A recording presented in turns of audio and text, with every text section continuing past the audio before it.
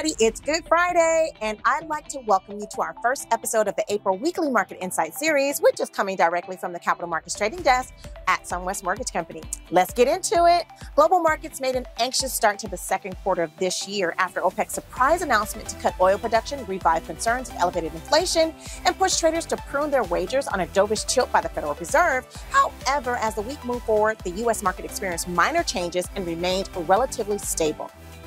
However, it's still important to highlight the major occurrences that happened earlier this week. So, as I mentioned earlier, OPEC announced a surprise oil production cut of more than 1 million barrels a day. It's a significant reduction for a market where supply was looking tight for the latter part of the year. Oil futures soared as much as 8% in New York to trade around $81 a barrel, adding to inflationary pressures that may force central banks to keep interest rates higher for longer. Federal Reserve Bank of St. Louis President James Bullard said it was not clear what higher oil prices will mean for U.S. monetary policy, although OPEC's decision to cut output was unexpected.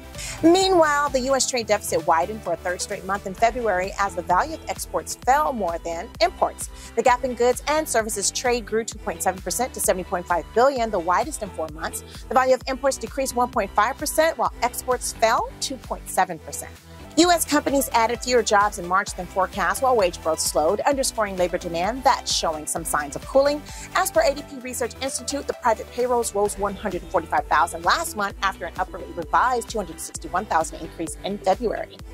The International Monetary Fund warned that its outlook for global economic growth over the next 5 years is the weakest in more than 3 decades, urging nations to avoid economic fragmentation caused by geopolitical tension and take steps to bolster productivity.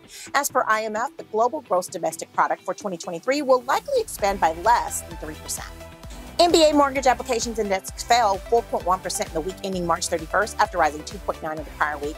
Mortgage applications fell for the first week since February 24th. Purchases were down 3.5% after rising 2% in the prior week. Refinance fell 5.4% after rising 4.8% in the prior week. So that's all we have for this week. You heard it from me. So as always, stay updated with our news, and our trading desk will keep you informed with our pricing incentives. Have a beautiful Good Friday and an amazing weekend. Buffy out.